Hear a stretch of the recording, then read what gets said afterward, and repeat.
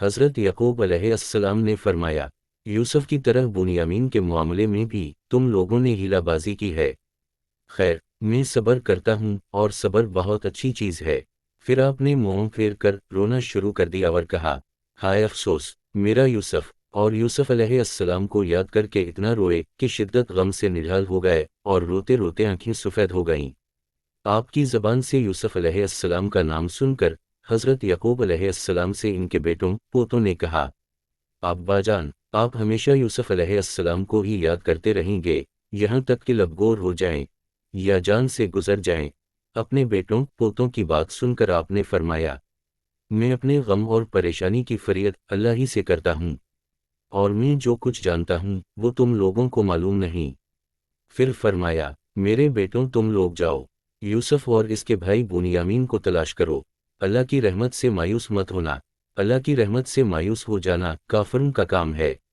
چنانچہ برادران یوسف پھر مصر کو روانہ ہوئے اور جا کر عزیز مصر سے کہا، اے عزیز مصر، ہمارے گھر والوں کو بہت بڑی مصیبت پہنچ چکی ہے۔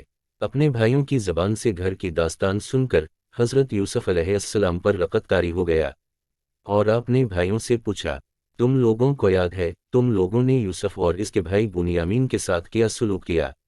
یہ سن کر بھائیوں نے حیران ہو کر پوچھا، سچ سچ آپ یوسف علیہ السلام ہیں؟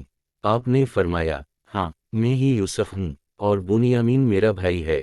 اللہ تعالیٰ نے ہم پر بڑا فضل و احسان کیا ہے۔ یہ سن کر بھائیوں نے نہایت شرمندگی اور لجاجت کے ساتھ کہنا شروع کیا کہ بے شک ہم لوگ واقعی بڑے خطا کار ہیں، اور اللہ تعالیٰ نے آپ کو ہم پر بڑی فضیلت بخشی ہے۔ بھائیوں کی شرمندگی اور لجاجت سے متاثر ہو کر آپ کا دل بھر آیا۔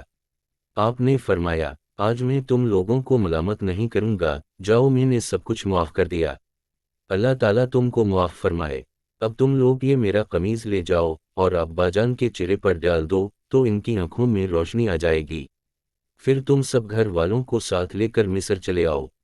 بڑا بھائی کہنے لگا، یہ قمیض میں لے کر جاؤں گا کیونکہ میں ہی آپ کا قمیض بکری کے خون میں رنگ کر کے اپنے والد کے پاس لے گیا تھا، اور انہیں یہ کہہ کر غمگین کر دیا تھا کہ حضرت یوسف علیہ السلام کو بھیڑیا کھا گیا، تو میں نے ہی انہیں غمگین کیا تھا، اور آج حضرت یوسف علیہ السلام کی زندگی کی خوشخبری بھی میں ہی سناؤں گا، اور ان کو خوش کرنا چاہتا ہوں۔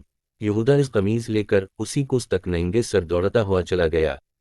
راستے کی خوراک کے لیے اس کے پاس 7 روٹیاں تھیں، مگر فرت مسرت اور جلد سے جلد سفر طے کر کے والد محترم کے پاس جا پہنچا۔ یہودا جیسے ہی قمیض لے کر مصر سے کنعان کی طرف روانہ ہوا، ادھر کنعان میں حضرت یعقوب علیہ السلام کو حضرت یوسف علیہ السلام کی خوشبو محسوس ہوئی۔ آپ نے اپنے پوتوں سے فرمایا، اگر تم مجھے یہ نہ کہو کہ بوڑھا سیٹھی گیا ہے تو مجھے تو یوسف کی خوشبو آ رہی ہے۔ سورہ یوسف 94۔